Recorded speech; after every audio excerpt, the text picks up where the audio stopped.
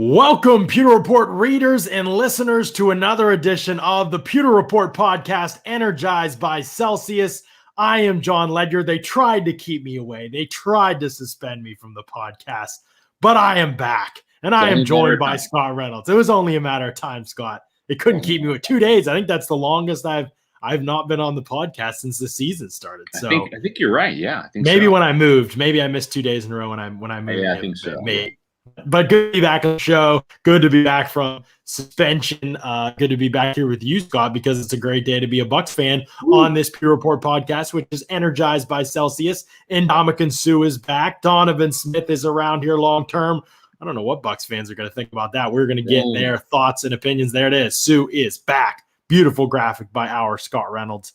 As always, the graphic king himself. Y'all didn't know Scott had that graphics ability in his game. But he does. Donovan Smith extended. We will get thoughts from Bucs fans on both of these moves in the chat on today's podcast. We'll also talk about James White signing elsewhere, if you haven't heard. So Bucs fans can let go of their dreams of James White. And we've got some mock draft talk going on today too, don't we, Scott?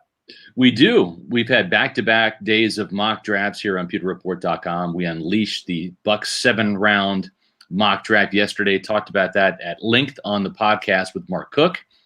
John, I want to get your thoughts on Joseph Ossai, our first round pick. You and I collaborated on that decision, but I want to hear your thoughts on the pod about Joseph Ossai. And then, boom, today, your second version of the NFL first round mock draft and a different player at number 32, but a familiar player. We'll get into that as well. So back-to-back mock draft talk, but we're going to kick things off with talking about Ndamukong Suh's return, Donovan Smith sticking around for a little while, and of course this little tasty beverage right here, John.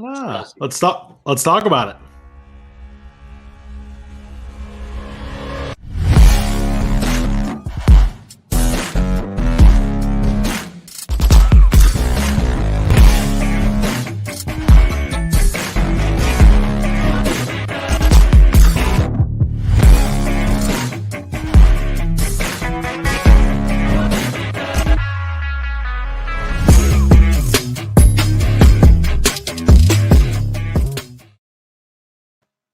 That's right, John. Celsius.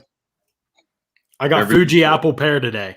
That's a top 5 for me, man. You know that's top 5. It's good. I really like it. Yeah, I've been drinking a lot of the strawberry guava. That's my new favorite, I think. But Fuji apple pear, definitely, it's going to be. It's in my top 10 at least. I'm going for a workout after the show, and listen, Celsius is great for workouts, but they do something with the Celsius heat that just absolutely energizes my workouts. So, highly recommend this. I'm going with the orange sickle today. That and the blueberry pomegranate are my favorites for the Celsius heat. What's your favorite out there, Pewter Nation? Well, if you're not sure, click on those banner ads, those Celsius banners on pewterreport.com. They're going to take you to Amazon. You can check out all the flavors there, and you can get them buying in bulk to save some money. You can do the subscribe and save to save even more money. And if you're not sure which Celsius flavor you want to try, well, maybe you just pick up a can at your local convenience store, Target or Walmart, grocery store, health and fitness store. You can find out where the places to sell Celsius are near you. Go to Celsius.com, click on the store locator, type in your address, boom, all those locations will pop up, and go grab a Celsius can and let us know what you think here on the Pewter Report podcast. Yeah, it's good stuff. And I'm like I said, big fan of the fact that isn't that drop off when I drink it. I love that. Like there is with other energy drinks. You don't get that with Celsius. So love that. Lane Johnston wants me to quiet down, but I can't, Lane Johnston. If you want to listen to a lullaby podcast, buddy, go check them out. I'm sure Apple's got plenty of those. But on this pod, we are psyched up, Scott, because Ndamukong Suh is back with the Bucs. I mean, this is first of all, the move to bring Suh back was something that we kind of expected. But at the same time, it completes this picture of the whole defense coming back for the season. The only defensive players who were really, you could even refer to as slightly key parts of last season's defensive effort. Ross Cockrell, certainly for a few games. Right. Steve McClendon filling in for Vita Vea. Those are the guys right now that are out there and that are unsigned as free agents. And the Bucs are in position to maybe bring back the whole group this year. Yeah, and Michael Henderson asks, what about the specifics about the Suh contract? What's the 2021 cap hit? To be perfectly frank with you, the deal's not done yet. They're still working on it. Right. But they pretty much agreed to terms and principles. There's no turning back right now. Suh wants to return. It's the only place he wants to play. And, of course, the Buccaneers want him back, and they need him back, John. We've been talking about this the last couple of days on the Pewter Report podcast. This defensive tackle draft class, and you wrote about it in your Bucs briefing, is just – it's awful. It lacks quality. Mm-hmm. It lacks quantity. Yeah. It's not good from a talent or depth standpoint. So I think the Buccaneers have made the right move in bringing back some veterans. Ndamukong Suh returns, and then, of course, Raheem Nunez-Roches returned last week on a 2-year deal. And I believe what we're going to see is we're going to see some voidable years in the Suh deal, but it's going to amount to a 1-year deal, around $9 million. And that might be kind of a big shock. They did not get a hometown discount with Ndamukong Suh. He had some leverage in the situation. And why not?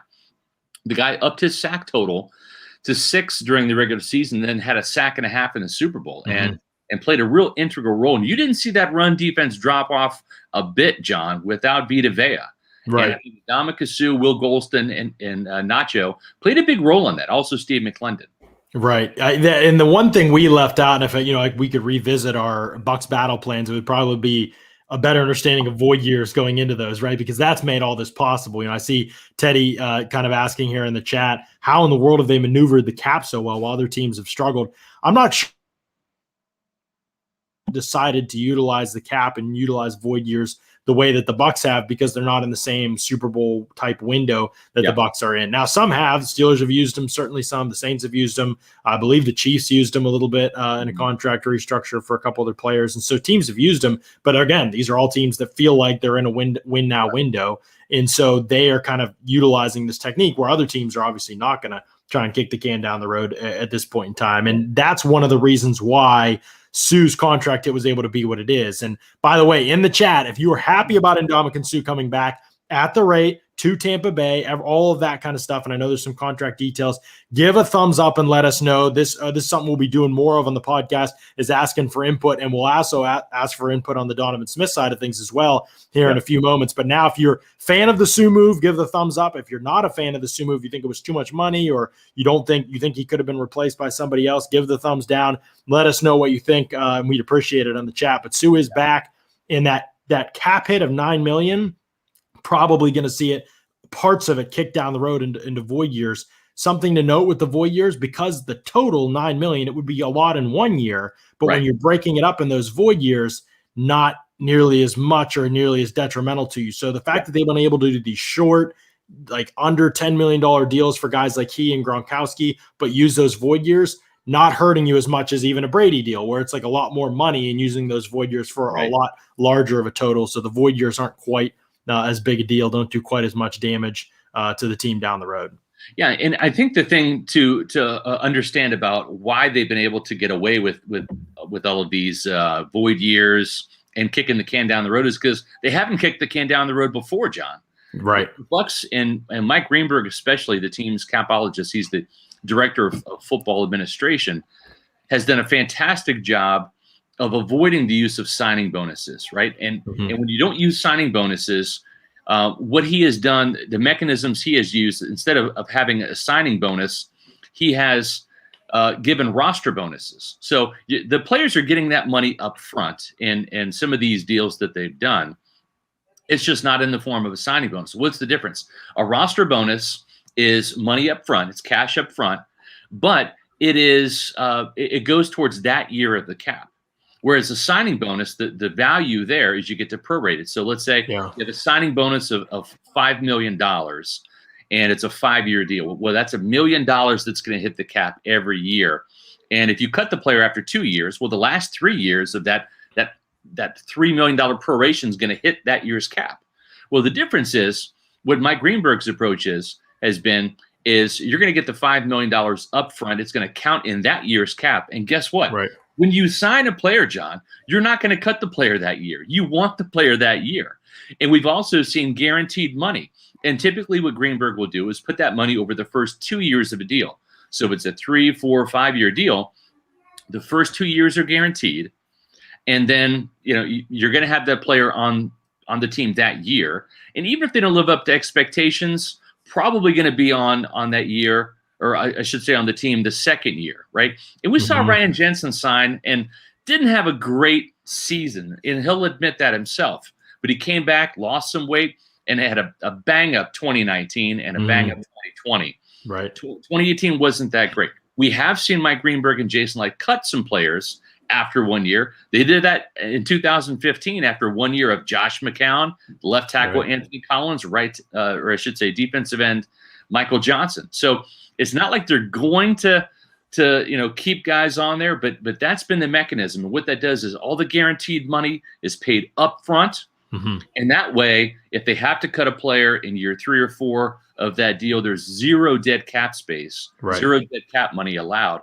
And that way they're not kicking the can down the road. Now, they'll do that a little bit, but the fact that they haven't done it in the past, they haven't accumulated that massive dead cap pile, it helps them out.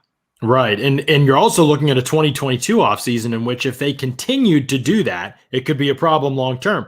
I don't think that's going to be the case in 2022, though. The reason they're doing it this year is just because the 2021 cap is so tight and they want to keep everybody together specifically for this season. Now, next season, it's not really as big of an issue. They might not use void years at all, to be honest. If the cap goes up as expected, totally. I mean, look at their roster. If you were using void years on guys like Alex Kappa, Jordan Whitehead, Ronald Jones, OJ Howard, that's when that's what the Saints started to do. I mean, they started to kick money down the road with the Taysom Hills, the Andres Peets, those kind of guys who they didn't need to have in the big picture of things. They should have tried to replace them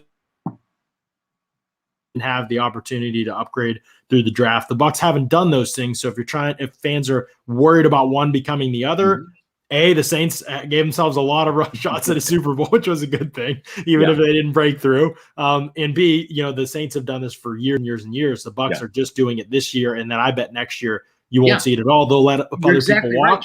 They'll focus on Carlton Davis. You're exactly right, and they don't have to do it because the approach that they've used works. Using roster bonuses rather than signing bonuses, guaranteeing the first 2 years of a player's contract. That's worked. That's kept them out of salary cap jail, salary cap hell, if you will. And so I expect them to do this. The other thing that worked in the Bucs' favor, and Mike Greenberg and Jackie Davidson and Jason Light, they knew this, was with these new TV deals coming into play, you're going to see that cap rise by about 20 to maybe $30 million next year. Because, listen, teams don't like this decreasing of the cap from 198 million to 182.5 million because it decreases their chances of keeping good players, right? The players don't like it because the salaries are smaller, right? Shaq Million didn't get $20 million. Why? Because only a handful of teams could have even afforded him, right? Rather than maybe half the league. So with half the team sidelined in free agency this year, all of the players' salaries came down. That's not what agents want. That's not what players want. So you're going to see this rise, and then guess what? As that cap space rises, then you can afford some of this dead cap money in the future. So it's no big deal. Steve Munoz asked a good question: who has the best chance of cracking the Hall of Fame? This feels like an off-season question, doesn't it? Like a summer question, right? Like like a summer show topic almost. This is a great question, by the way, cracking Steve. The Hall of Fame. I would say maybe Levante David has probably had the best career. Yeah, but I would think off the top of my head, I would think Jason Pierre-Paul is the least likely. I think he's only made 2 Pro Bowls. I would be shocked to see him in the Hall of Fame. The other two, I think Suh might have the best shot because I don't know. It's tough. I mean, David has been the best player for the most consistent amount of time, but we all know that the Hall takes in other things into consideration. So that might be a fun one, Scott, for the summer. We'll throw that in the rotation for the summer. Remind us of that if we forget, fans. That'll be a fun discussion, and we could even talk about other Bucs on the team. That how many Hall of Famers are on the Bucs right now? It's a good discussion question too. Mr. Bucs Nation, honored to have Mr. Bucs Nation in the chat here. He says, John and Scott, Pew Report, let's freaking go, boys. Do you guys see the Bucs adding any outside guys left in free agency? Thank you for the $5 super chat. I really have no clue. I mean, they're up against it right now, but they're up against it. And we were talking about James White, right? Yes. And James White's going to re-sign with the Patriots. That is an indicator to me that Leonard Fournette's not going anywhere. And we talked about this, and we've written a couple stories about this over a week ago, John, that Mike Greenberg, Jason Light, they cut as they go. And we knew that they needed to do an extension or a pay cut somewhere to create the cap room to start getting this this last wave of free agents, the Ndamukong Suhs, the Leonard Fournettes, the Antonio Browns, the Blaine Gabbert, hopefully the Ross Cockrell, because I think he played well. And so now we've seen the Donovan Smith extension, which we'll talk about in a second. But I think now Leonard Fournette is back in play because I believe James White would have been the replacement for Leonard Fournette. Not the guy that's going to carry the workload, but he would have been the third down back. And it's interesting because the Patriots had some interest in Leonard Fournette. So with James White returning to New England, I think they're bowing out of the Leonard Fournette sweepstakes. This is my guess, educated guess. Yeah. And I think that's a good sign for Leonard Fournette coming back to Tampa. It is. And, the other thing is Seattle, obviously, too. They re-signed Chris Carson, and that was the other team that was interested in Leonard Fournette. So both of those teams going different directions. Not saying Fournette couldn't still go to New England. It still could be a possibility. I know we spent a lot of time with Fournette. There's just no way you can convince me the Bucs are like in any type of precarious spot if they were to lose out on Fournette. And the fact that they haven't made him a priority helps them because they likely can get him back with a lower price tag and more incentive-laden type of situation for this season too, because they've waited it out and probably played hardball with the market and bet on it. And they've been right so far. So now if Fournette comes back, it's probably cheap enough that I won't get on the show and be upset about it or do a Leonard segment or something like that. So all parties Leonard segments. Come on, that's right. All parties can be happy except for Leonard. Maybe he wanted more money and more of a role somewhere, but he'll still get a chance to do that in Tampa Bay. But here's the thing, Scott. To me, and I know we'll get to my mock draft in a little bit and your mock draft and some of the thoughts around from running back as a potential need for the team in the draft. I mean, if Leonard and Rojo are both back on 1-year deals and you don't have any right now there's no trust in Keyshawn Vaughn. Obviously, he's got to earn that. It's still a priority, right, for 2022 to be able to have a guy that can step in. Yeah, there's no doubt about it. But I think we would really kind of be remiss if we didn't talk about the Donovan Smith extension. This is something that we forecasted for quite some time. Talked about it on the pod. We've written about it, John, and it finally came to fruition. You're talking about Donovan Smith being in his contract year. And listen, it's always, I think Jason Light has referred to this time period as the most stressful time of the year for front office guys, trying to re-sign your own players, play the free agency game, make the salary cap work, right? And let's face it, Donovan Smith and Carlton Davis were going to be the two premier guys that they would have to worry about next year in terms of getting contract extensions. And I'm going to say Donovan Smith was going to be Godwin too. Yeah. He was going to be priority number one. Why? Because the left tackle is one of the most important positions in football. They're just so hard to find. This is a homegrown guy, second-round draft pick.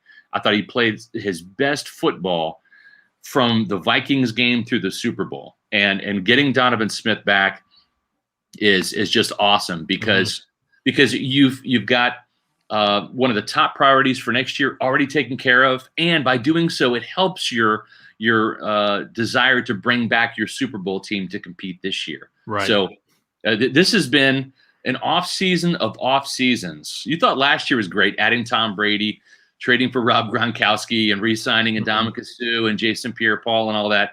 I mean, I think the Bucs fans pinching themselves right now, Scott. I mean, it's been an unbelievable year. Now a calendar year for the Bucs fans. So thumbs up or thumbs down in the chat for the Donovan Smith, not only for the fact that he's back, but also the contract, the length of time, the amount of the contract, almost a fully guaranteed contract, basically, for the next 2 years. Thumbs up or thumbs down in the chat for whether you agree or disagree with the move. Here's what I'll say about the Donovan Smith thing. We have talked about it we have been ahead of this one, and I give you especially props for being ahead of this one. So we were kind of out in front knowing that this was the next move probably for the Bucs. At the same time, we thought on this podcast that it would be a little bit longer of a deal, right? 3 or 4 years kind of, we thought it would, because Donovan Smith is going to hit free agency at 27, 28 years old. Right. If he's a free agent after this year, he was going to. And so now you have a situation where he's not going to hit free agency until he's 30. We thought he would want to extend that out and get this be his last big contract. But a couple of things happened. I talked to Brad Spielberger right after Pro Football Focus. He messaged me and he said, great deal for the team, great deal for the player. the Bucs continue to be the best at this, was essentially what he said. And I said, this is crazy to me because I know it's a great deal for the team. Absolutely. I mean, it would be hard to argue with that. I mean, again, you have him basically only under contract the rest of Brady's career, maybe a year after, but that's basically what you're looking at right now. I mean, yeah, he can block for Brady. Now you bring in somebody else who's moving all around the pocket, and I don't know, that makes life harder. And, you need an elite player for that. And Donovan's got better. I don't know if he's elite, but again, to be able to lock in that guy and to not have to raise his pay very much. I mean, you barely raised him. He's 15 now, basically a year. And so I thought it was great because David Bakhtiari just got paid at 30, and then he reset the market. And then Trent Williams at 33, he reset the market. So if you were Donovan Smith, you still have a chance to go out there if you ball out the next couple of years. I mean, 2 more years for Brady, and then another year after that, and maybe it's Brady, maybe it's somebody else, but you have a chance to really get yourself paid still at 30. And he probably saw those guys at older ages sign contracts, and he was like, I think I can still do this when I'm 30. It's a great point. And when you look at this deal right now, Donovan Smith, his previous deal, the average was $13.75 million, right? And so he's getting a bump. He's going to be making over $15 million per year with this extension. The thing is that still puts him outside the top 5. So it's still, I think, a bargain for the Buccaneers of a real value. It's not like that they got one over on Donovan Smith. I think this is a true win-win situation. You look at Trent Williams at age 33, now the highest paid tackle in the game at just over $23 million. Then you have Bakhtiari at age 30, as you mentioned, John, $23 million. Laramie Tunsil with the Texans, $22 million. Ronnie Stanley from the Ravens, $19.75. Then you get to Garrett Boyles with the Broncos at $17 million. Taylor Lewan at $16 million. And so he's right there with Nate Solder now with the Giants. That's 1, 2, 3, 4, 5, 6. He's about tied for 7 with Solder. So he's just on the outside of the top 5. And I tell you, John, he was playing as a top 5 left tackle in the league during that Bucs playoff run. Yeah, it really was. He played great as the season went on. He's a slow starter to seasons. We've seen that for a couple years now, but he's played his best football each of the last 2 years. He's durable. He stays on the field. But let's be realistic, too. I think you're right. The Bucs didn't pull one over on Donovan Smith or anything, but this is more of a risk for him. Even saying what I've said about him hitting the market at 30, he's got to continue to play well for a couple more seasons now, 3 more seasons. That's not an easy task, So, and again, there might be a year after Brady that he has to continue to play well. And so we'll see what he does, but he also has to continue to stay healthy. I mean, if he would have hit free agency after this season and could have signed a long-term, I mean, you're probably talking about a 4 or 5 year deal, and you're probably talking about making 16 to 17 million at least per year on the open market. It may even be 20 million if he picks up from where he left off. If Donovan Smith in 2021, John, has one of those seasons where he gives up like 1 sack or no sack, I mean, you're talking 20 million plus. So I think I mean, Trent Brown briefly reset the market when and he was not a premier player at all. But again, that's what some teams are willing to break out for, tackles who are durable, have started as long as he have, and have the kind of recent results. So I still don't think it was actually a smart decision by Donovan Smith. I do understand the decision better than I did before. Otherwise, and I should have laid that out probably in a podcast before, saying, here's the situation, though. He could still hit the market at 30 and still make bank. That is on the table for him, and I shouldn't discount that. But at the same time, I don't think it was the smartest deal for Donovan Smith. It was fine. It was good for him. Getting $30 million guaranteed is great. But at the same time, you were talking about a guy who probably would have gotten $50 million, guaranteed on the open market, and betting on himself for 1 year. But now he's betting on himself for 3 years, making a little bit more money in the process. Or doubling the money, I should say, in the process. So it's a good deal. Hopefully he stays healthy. He can cash in, and when the cap's way up in 3 years, that'd be great. John, you're using terms like doubling your money and cashing in. And, all I can think about when I hear something like that is our friends at MyBookie. With tons of college ball and the UFC heavyweight battle for the belt on tap, there's no shortage of action to bet on and make some money with MyBookie this weekend. There's a big, huge UFC fight. Miocic versus Ngannou. Part 2 headlines a stacked UFC card with plenty of opportunities to cash in on mismatched opponents and some very likely underdog upsets. Sign up today at mybookie.ag. Use the promo code PEWTER to secure yourself a deposit bonus up to $1,000. Bet the fight, win big, and make sure you use the promo code HUTER so they know that I hooked you up. Bet anything, anytime, anywhere with MyBookie. It's a big UFC fight, and go ahead and cash in and use that promo code PEWTER and get up to $1,000 deposit bonus when you do. That's a hell of a deal. Yeah, it is. One of the other things that's key about this Donovan Smith deal, Scott, you said it. It's two things, actually, and it matters for next season. Next season, they were going to have to replace 3 offensive line starters, at least right now, according to free agency. Now it'll be 2, Ryan Jensen and Alex Kappa. We'll see what happens with those guys. It's possible. To me, if you're Kappa and you're young, you're probably looking for a full-length deal and to hit the market. If you're Ryan Jensen, you could be at 30. In a couple months, he'll be 30. He's trying to potentially extend a few years and maybe finish his career with the Bucs. And so we'll see what ends up happening with those guys. But you didn't want to have to replace 3 guys, and you don't want to have to replace one of your tackles. The interesting thing is, John, is just to kind of switch over to our mock draft discussion. One of the guys we talked about in our mock draft all the way back in our very first one was Quinn Miners. Back in February, he was our 3rd round pick. We've actually moved him up in the mock draft that just came out yesterday to the 2nd round, which, keep in mind, when you're picking last in a round, it's almost like you're picking in the 3rd round.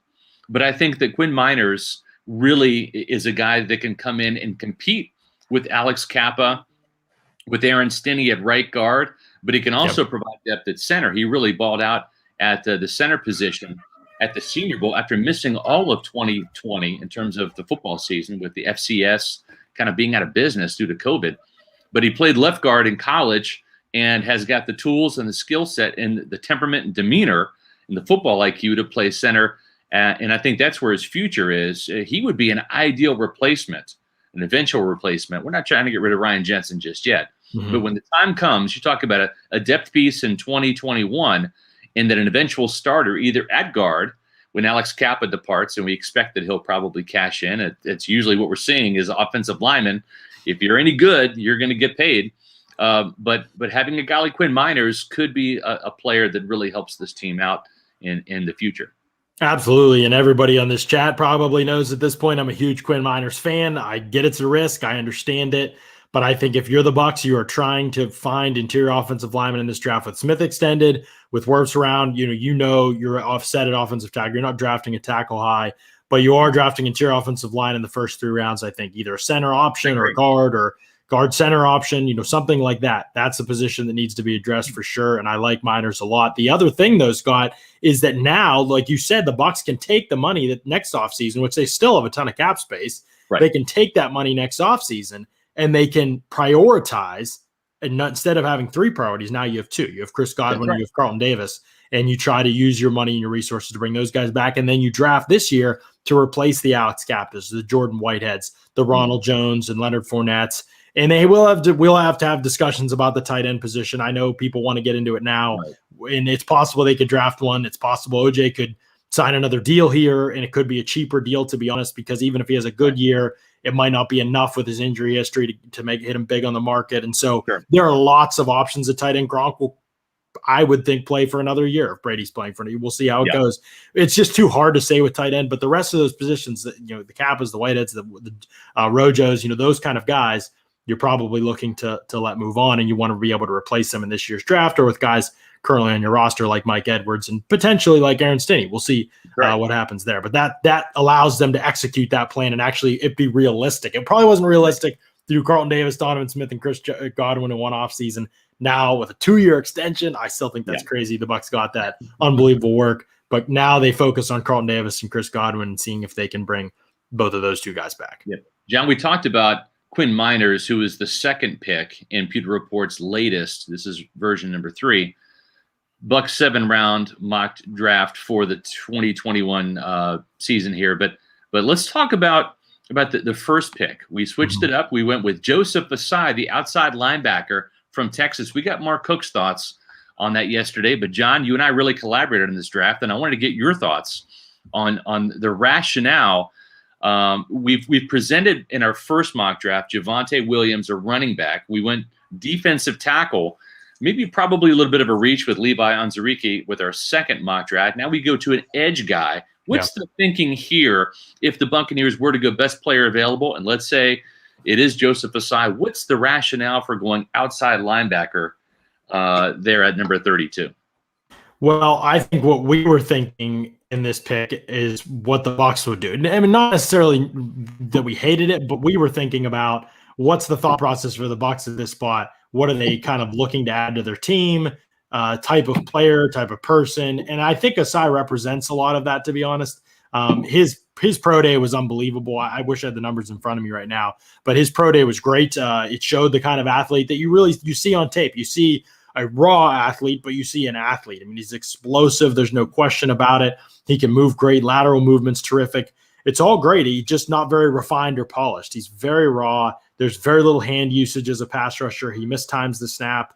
He gets off balance. He gets knocked down. Tevin Jenkins for Oklahoma State tossed him around. Just trying to be realistic with people.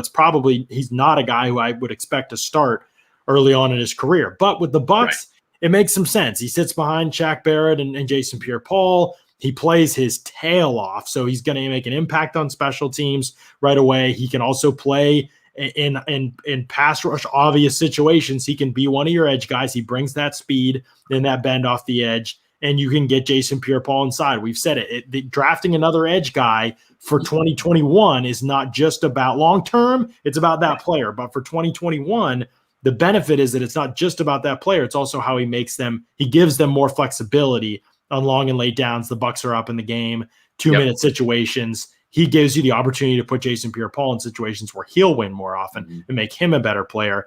That's a big byproduct of it too. Ossai is flexible like that. I could see Todd Bowles moving him around. He played off-ball linebacker early at Texas. He's dropped into coverage plenty. He's definitely the prototype, I think. I know the prototype is hard to nail down because Anthony Nelson and Shaq Barrett look nothing alike for the Bucs, but I think he's the type they like at outside linebacker. It's interesting, right? Because if you look at his measurables, and we have his pro day numbers here as well, John, you're talking about a guy that still has the frame, I think, to add 5 or 10 pounds of size, right? He checked in at 6'4", 254. So he's about an inch shorter than Jason Pierre-Paul, but he's kind of long and lanky. He's got those long Jason Pierre-Paul type arms, but he's not as big. He's not 265 pounds. A bigger frame Jason Pierre-Paul has over a guy like Shaq Barrett. Shaq Barrett is barely, I should say, just under 6'2", 250 pounds. So at 6'4", 254, he's taller than Shaq Barrett, but right around that size in terms of weight. And so I think he can learn a lot from both of those players because he's kind of in between Jason Pierre-Paul and Shaq Barrett. But he's a guy that put up 19 reps, 225 on the bench. It's not a sterling number, but it's not a bad number. He had a 10-11 a broad jump, a 41.5-inch vertical. So you see the explosion there.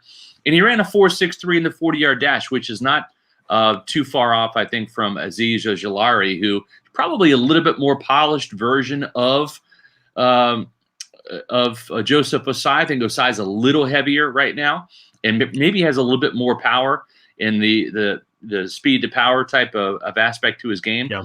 But the thing about Ossai is very much like how Vita Vea was new to the defensive tackle position once he got to Washington. He was a running back in high school. We've all seen those highlights. Yeah. You have a guy that immigrated from Nigeria to Houston in high school, and really that was his first exposure to football. Very much like Mike Evans, Vita Vea, he's a latecomer to football. And he played off-ball linebacker really up until the 2020 season. Now, he was a stand-up guy for that Alamo Bowl, the last game of the season in 2019, and he had 3 sacks in that game. And we've seen him have a couple of 3-sack performances, but he's really just scratching the surface of what he can do as an edge rusher. He does have some of that explosive ability. And I think, gosh, putting him in a room with Shaq Barrett and Jason Pierre-Paul, 2 guys he can learn and absorb from. Yeah, I think this guy's a future starter and probably the eventual replacement for Jason Pierre-Paul. And I'm not huge on player comps unless they come to me naturally, but I think you could maybe equate him to a Bruce Irvin type of player who did some off-ball stuff, played on the line of scrimmage, was mostly a speed rusher. Now, Irvin never really developed, and I don't know whether Ossai will or not. It's really a crapshoot without knowing the person and how well he takes to training. And, I don't know that part of it, but I know that right now I think his game reminds me a lot of Bruce Irvin in terms of he's all speed, he's all chase, he's all hustle. It's not a lot of polish or refinement, and you hope he finds more than Irvin ever did. But Irvin still had a pretty decent career just by being a good athlete and and being a guy that had that speed element greater than other guys. So I like that part of it. Ty asks about, would we rather have Russo or Osai if they go that route? Scott, Russo is nightmare scenario to me for the Bucs. We'll do a podcast before the draft going through our nightmare scenarios at 32. And I'm telling you right now, Russo is going to headline my list. He is nightmare scenario for me. Don't want him at all. I think the thing is I had a conversation with Warren Sapp. Couldn't get him on the podcast yesterday, but I spoke with him at length on the phone and got his opinion on those Miami guys. If you didn't catch the show, the Cliff Notes version is not a big fan of Jalen Phillips, not a big fan of Russo, and actually the guy he likes as a mid-round guy is Quincy Roche. He sees some dog, and he's got a little bit of tools. Very good usage of his hands, and the production's there, but that's Sapp's take on it. I'm with you though. I'm not a big Russo fan. I think that he's going to get overdrafted. Some team's going to look at the measurables, look at the athlete, look at the 1-year wonder, and fall in love and draft and overdraft him, I think.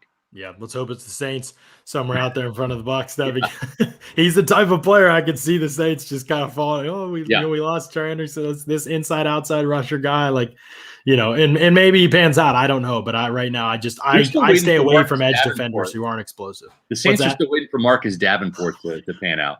Two firsts. That year's first and another. They thought Marcus Davenport 2 first. Yeah, no. Oh, and by the way, John, talking about first-round picks from the Saints, where's Sheldon Rankins now? He's not in New Orleans, with the Jets, right? They lost They lost Malcolm Brown. I forget if Brown was an early second-round pick, maybe, or I can't remember. Yeah, second or third, I think. Or maybe, something like that. He was the better defensive tackle. I think Brown was better than Rankins. Oh yeah, health-wise had a lot to do with it, but yeah, Brown was at least a good run defender for sure. But I would like to see the Bucs address edge defender for sure. But it does come down to this situation, Scott, and we'll maybe even move into my mock here. But it comes down to a situation where this is all scary territory. Acting like there's a safe decision at edge defender in this draft, which I would just be lying to you. At 32, if you want an edge defender, there's plenty of talent, but you are taking.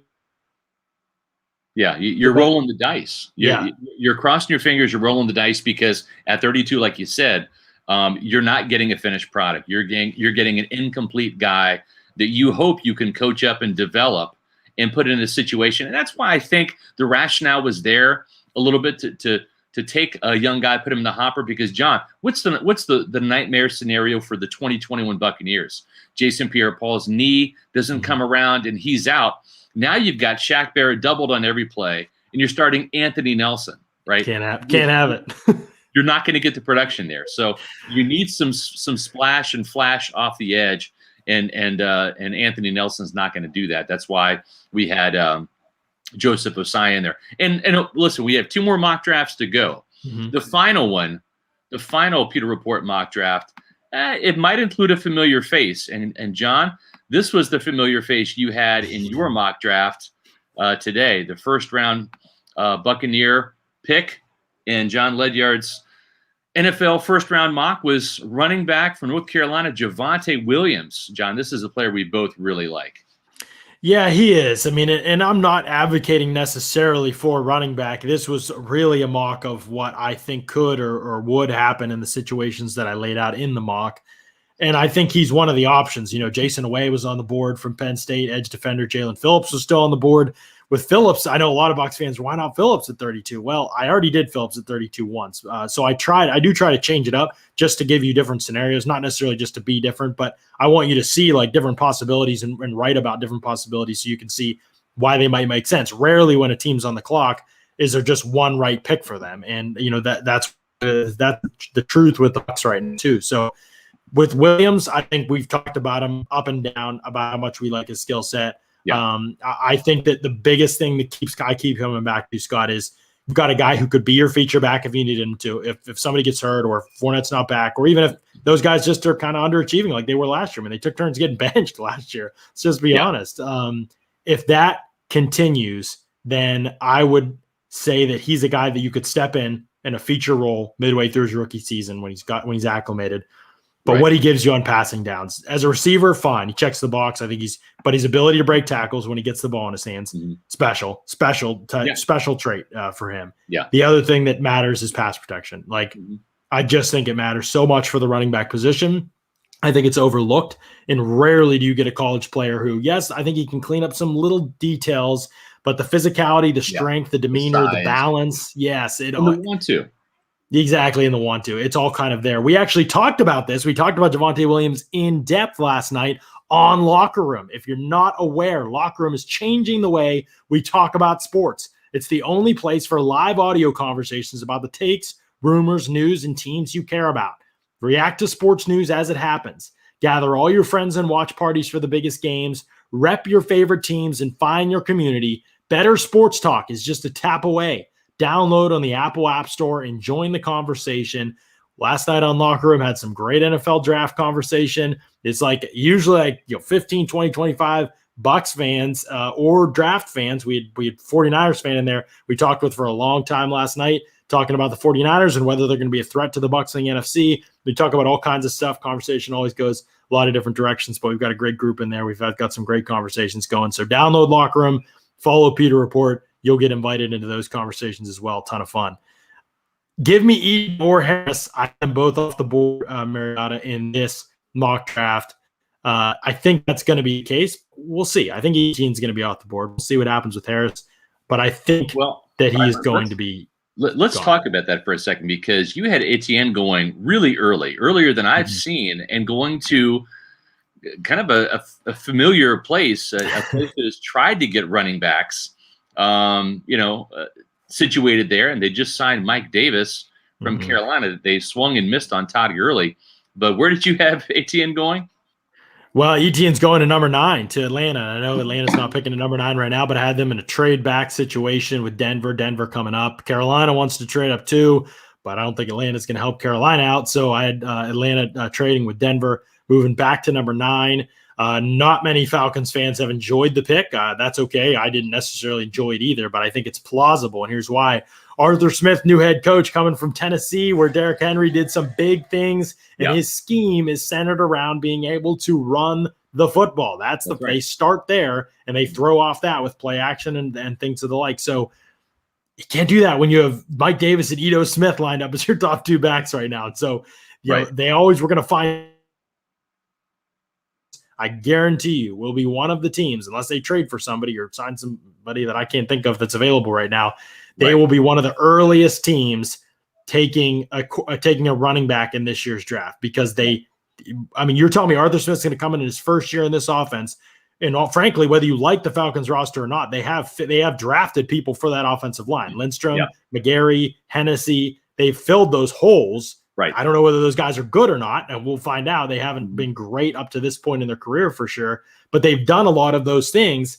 I think running back is going to be a valued position for Atlanta. If they can add another pick and move back in the first round, they might feel like they have enough resources to address other positions later. You have Atlanta trading back, accumulating more picks. Correct. And then getting a running back. So it's not like they're sticking in the top 5 and picking a running back. Right. But the other thing is, and you mentioned this in your mock, the fact that the Falcons need a ton of defensive help. The problem is, this is not a very good defensive draft. I mean, what are you going to do? Right. Like J.C. Horn at corner, or Patrick Surtain. And they just took a corner in the first round last year. So, I mean, I'm not saying they won't again. They very well could. But I think it makes it less likely, and I had a corner going off the board right ahead of them in that mock draft too. Yeah. So, it is a tricky scenario. I'm not saying it's the only direction the Falcons could go, but you're right. They need defensive help, and it's not. So maybe they trade back again. I didn't want to do 2 trade backs in the same mock, but wouldn't surprise me if they trade way back. I mean, because like I said, there's not necessarily a ton of holes on Atlanta. They just need the guys they've drafted recently to play way better than they've played. And they haven't done that to this point. John, let's talk about Mac Jones. The NFL.com mock just came out. They had him going to the Buccaneers at 32. We've talked about that. That's plausible. We don't think Mac Jones is going to be there, especially after a really good workout he had. So let's talk about Mac Jones. Where do you have Mac Jones? I thought it was a fantastic fit. Team and coach, right? So where do you have Mac Jones going? We've seen him going to New Orleans at 28. And that makes sense, because I don't know if Jameis Winston or Taysom Hill is the long-term answer. We know Sean Payton loves quarterbacks. but you don't have him going to that far in the draft. Right. No, and appreciate Edward Fernandez. He's always telling people give us the thumbs up with everybody watching. Would appreciate the thumbs up. If you're not subscribed to the Pewter Report podcast, go to Pewter Report TV, hit that subscribe button. We are closing in on 4K. We would love to get there, man. We got our sights set higher than that. It's a slow process with the subscribers, but if you subscribe, you help us out a lot, and you don't hurt yourself at all, really. You don't have to get the notifications when we go live, but hit that subscribe button, help us out, and help get us closer to 4K. We appreciate that as well.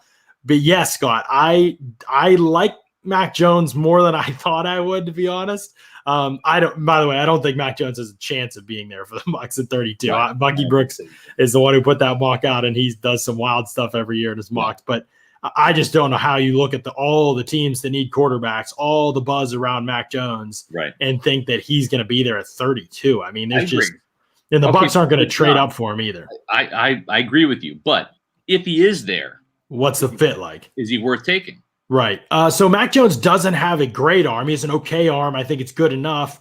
How much Arians has cared about that, it depends who you talk to. I mean, certainly he has coached a lot of quarterbacks with great arms and elite physical tools. That's not really Mac Jones, but I think he's a good decision maker. I think he's sharp mentally. I think he works really hard, and he's a film junkie, and he's the kind of guy that's going to fully commit himself to his craft. So I like some things about Mac Jones for sure. He seems to have a great sense of what's happening around him, including in the pocket at times. You know, there's good pocket movement, despite the fact that he's not a great athlete.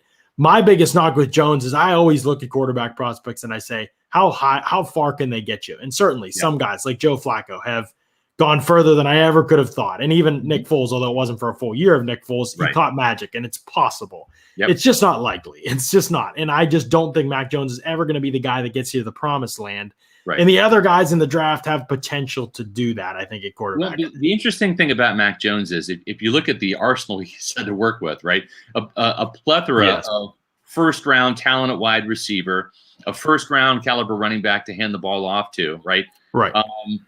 You know, if you surround a scheme, I mean, in the scheme, I mean, there was a lot of easy throws in the offense. Now, he made tough throws down the field. I'll give him that. He throws with great touch and accuracy down the field. You know, if he comes to Tampa, I think with the weaponry that he has here, and he's still going to have a Mike Evans, still going to have a Chris Godwin. We'll see about O.J. Howard, and Tyler Johnson will be on the roster. Scotty Miller probably when Tom Brady departs. I mean, it's a favorable situation. It's similar to the talent that he's had around him, and and he can function in that type of system. And I think that the Bucs like him. I'll let you know that the Bucs do like Jones. But here's the other thing, Scott. It's going to be hard for Mac Jones to be the quarterback of the future of the Bucs when Tom Brady plays 5 more years, or when Tom Brady retires after the 2022 season, and Aaron Rodgers signs with the Bucs when they try to move on. Blaine Gabbert? No, I mean Aaron Rodgers. No, I definitely do not mean Blaine Gabbert, Scott. Yeah, I thought you meant Blaine Gabbert, so that's funny. Okay, speaking of quarterbacks, all right, we're going to address the elephant in the room here. Long lost Lazier with his $2 super chat wants it to be read. Fine. We the people need the Freeman 2013 story, please. Okay, I put that out on Twitter today. We're a competitive bunch over here at Pewter Report. We love Joe Beckman, Bucs social media director, and if we should lose this March Madness media tournament that we're in, I couldn't think of a better person to lose to. But at the same time, we still have 23 hours left, or 20 hours left in this poll. So go over and vote at that poll. You probably, if you follow our Twitter feed, we've retaken the lead, 54% to 46%. So yes, if we end up winning that poll and being crowned, we've already been named the top Bucs media outlet, which is awesome. We appreciate everybody out there for voting. Thank you so much. Awesome. You're the reason why we do this. It's you, the Buccaneer fan, the Pewter Report reader, listener, viewer, subscriber, all that stuff. We appreciate you guys. Should we come out on top, I will come back on Monday. I'm not going to be on tomorrow, but on Monday, I will reveal the Josh Freeman 2013 story in its entirety. And it's a great story. I couldn't believe you tweeted that because you didn't tell me you were tweeting it before you did. And then I saw it. I was like, oh, dang. Like, it's just an awesome story. We're a competitive bunch. I'm just saying, we that's true. We like to compete. And I said that I would tell the Devin White story, the Devin White pass coverage me story. Yeah. And the combination of those events, because people have kind of joked about it recently, so and they're kind of piecing things together. Stories on Monday. Right. If we win, and we did take the lead, I think last I checked, we've taken the lead, and so spread the word and help us maintain the lead. 20 hours, we'll figure out, what the situation is. Now, I will say we do have a little bit of exciting news right here. A person named Tenacious Buccaneer just became the 40,000th Twitter follower. So we just hit 40,000 Twitter followers. Thank you all. If you haven't followed Pewter Report on Twitter, become 40,001 and 40,002 and jump on and pile on, a gang tackle. Hit that Twitter feed at Pewter Report and make sure that you're following us there. And while you're at it, if you're watching us on Twitter or Facebook or on YouTube, make sure you go to YouTube. Go to youtube.com and Pewter Report TV. That's our Pewter Report page. We got a lot of cool, exciting stuff coming up in addition to the Pewter Report podcast. Wait to see our draft shows coming up. We got some amazing draft stuff coming up for you guys. In just about a month, John. Holy smokes, this offseason is going by. I guess this is what happens when you win the Super Bowl. It's March 24th. We're going to be in draft mode in like 35 days. So it's how quickly this offseason passes when you've been covering football into February. Yeah, no, it's absolutely wild how fast it's been going. And I know the draft's going to be here before we know it. Like you said, we are going to have a lot of awesome stuff lined up for the fans for sure. One of the other interesting aspects of the Bucs right now, Scott, is that they are in position to be, I believe, as far as I can research and find, they would be the only team, if Leonard Fournette and Antonio Brown come back, they would be the only team to bring back every single starter after winning the Super Bowl. So we'll see if that happens. It appears the market is a little thin for both of them right now. Things drying up for Leonard, especially, it appears. But that's a great position to be in, period. You bring back a guy like Blaine Gabbert, you're set at backup quarterback. And so you go into a draft with very few needs. And we'll say this over and over again, but it needs to be said. Yeah. When the Bucs pick in the first round, it's going to be best player available. That's right. There are not going to be many positions that are off the table for them. No, and so that's how we got to approach the first round. And it's probably going to be a surprise player. It's probably going to be a player. I mean, and we're going to try to cover all the bases in the next 35 days. We're going to be looking at everything from cornerback to offensive line, defensive line. I mean, I think Warren Sapp killed the chances of the Bucs taking a defensive tackle. There really isn't one. You and I have studied the position. Sapp kind of confirmed it. Levi Onwuzurike is a guy that is maybe, he may be the top guy, but probably a reach at 32, Yeah. If he's there at 64, at 64, you consider taking him for sure. And he'll probably be gone in somewhere in the second round. It might not make it that far, but just again, if you're just joining the show, and the great thing about the Pewter Report podcast on YouTube is you can always go back because they're all archived there. We've got Donovan Smith extended for 2 more years. So it's really 3 years because he's already under contract this year. And then you've got Ndamukong Suh coming back, right? 1-year deal for Suh. It's going to have some voidable years in it, but it's practically a 1-year deal at about the money that he played for last year, around $9 million, John. So,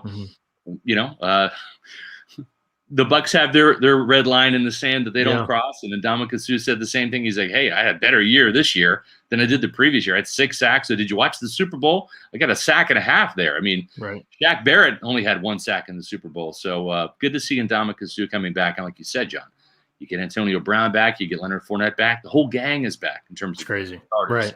And you look across the NFC and you don't see a team that's better than the Bucs, at least on paper. Now you got to go out and do it. It doesn't mean anything until you do it. But at the same time, that's for the team to worry about. We just evaluate what we see, and that's our job. And right now, the Bucs are clearly. I don't think a lot of people would have said this, even a couple months ago. But the Bucs are clearly the favorites to repeat as Super Bowl champions, which is at least get there in the NFC. I mean, even if you give the Chiefs or Bills an edge in the AFC, that's a discussion for another time. But getting there in the NFC right now, there's just a lot of holes for everybody else. The other teams are going to need some other players or people to step up and their team, or sign or acquire somebody else, or have a great draft. And the Bucs, they could not take anybody in the draft, and I still think they'd be the favorites to win. I agree.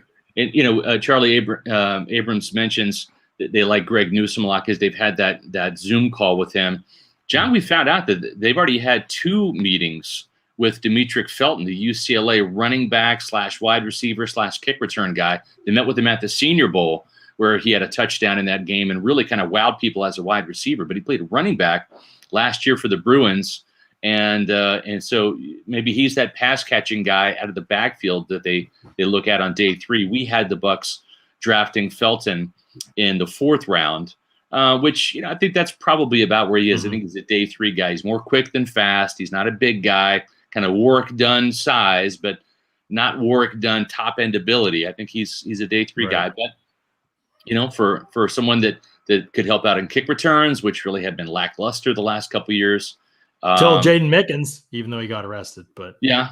I mean, he did a great job in the playoffs, man. Like Super Bowl he was a big impact guy. I liked it. He did. Well, but we don't know if he'll be around, so Felton still that's makes true. sense. Speaking of big impact, John, if you want to make a big impact, maybe if you want to get one of these fancy schmancy pewterreport.com t-shirts, we have them in gray, we have them in black. That's fancy. Wow. We also have them in white. Wow. And you know how to get it, John. How do you get it? Well, it's really easy. All you have to do is purchase one of the fine products at Manscaped from our partners at Manscaped. John, let me tell you all about it because you weren't on the show yesterday. I'm going to tell you. I died here. NFL draft season is upon us. It's possible that you might have Trevor Lawrence's haircut in your pants. That's why our partners at Manscaped, the leaders in below-the-waist grooming, have partnered with us to make sure you don't gamble on shaving your balls the same way that you like to gamble on football. For all the draft geeks out there, we got an exclusive 20% off promo code PEWTER at manscaped.com. Now, let me tell you what that's going to get you. Before I do that, let me just tell you about the products, right? When your favorite team go defensive back in the first round, we already talked about the Bucs, maybe one Greg Newsome if he's there, the Northwestern kid. Not sure about that, but I am sure that with the Lawnmower 3.0, you can get your D back. This guy right here is what we're talking about. Because of the ceramic blade and the skin-safe technology, your nicks and snags will be reduced. This is the perfect protection needed for your franchise quarter balls.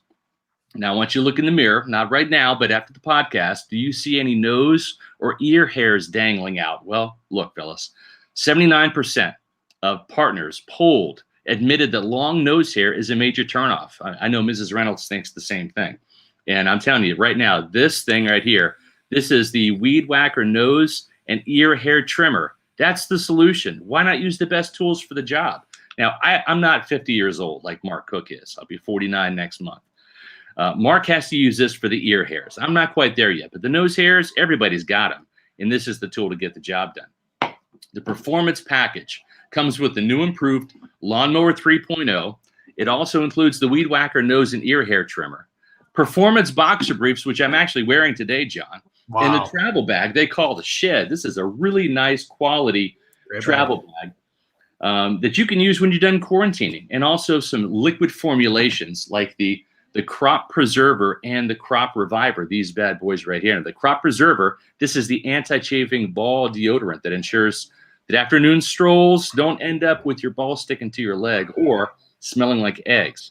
The Crop Reviver, this is the spray-on toner, John, for your balls. It's made with soothing aloe and witch hazel extracts that'll give your testes a little boost. So for a limited time, subscribers to Manscaped, they don't get just one. You get 2 free gifts. You get the Shed travel bag, which is a $39 value.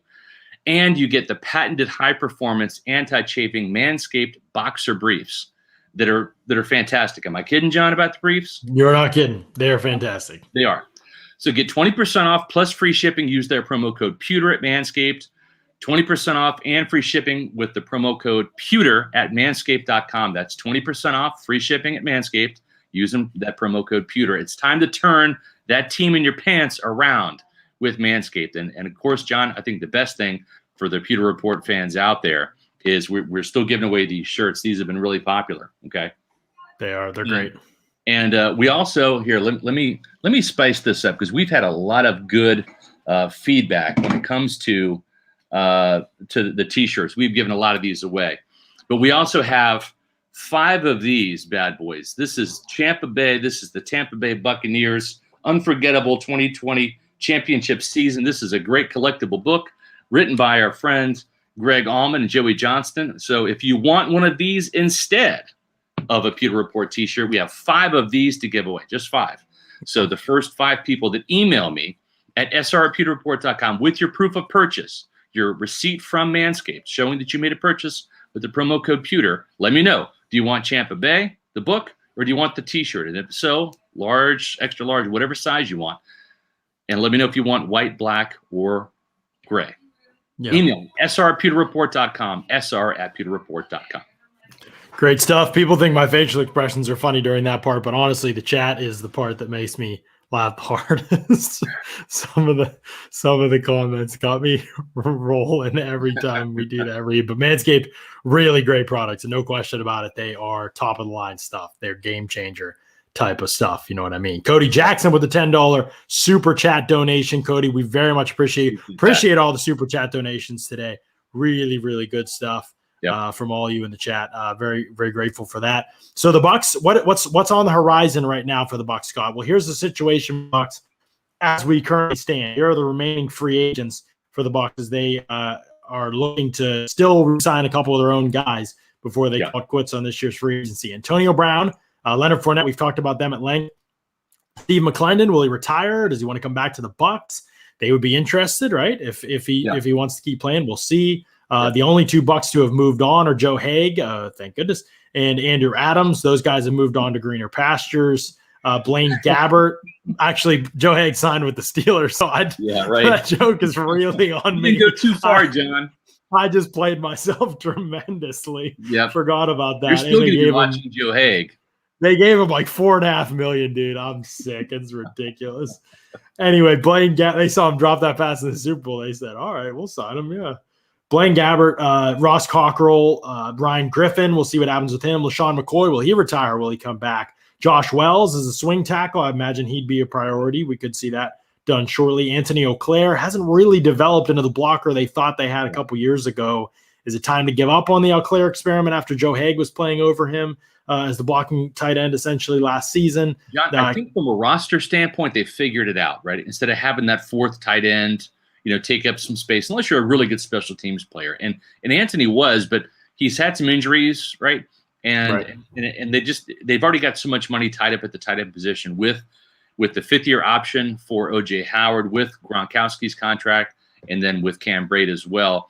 It's just a luxury. And I think that whoever that swing tackle is, if it's Josh Wells and they have been talking to him, maybe he comes back, that might be how they use an offensive lineman that they draft, or Josh Wells in that Joe Haig role as an extra blocking tight end in 2021. Right. Kenyon Barner, also a free agent. TJ Logan, a free agent. I know Bruce Arians spoken highly of him before, but hasn't been able to stay healthy, get out there, make an impact for the Bucs. Deion Buchanan, we'd expect to be elsewhere. AQ Shipley is retired, and he's a coach on the Bucs now, so good for him. And that's it for the free agents. So not a lot of big names. Obviously, Antonio Brown, Leonard Fournette. We await your decisions to figure out if all the Bucs will be back. To some extent, Ross Cockrell, Blaine Gabbert as well. See what happens with those guys. And then will they sign an outside free agent?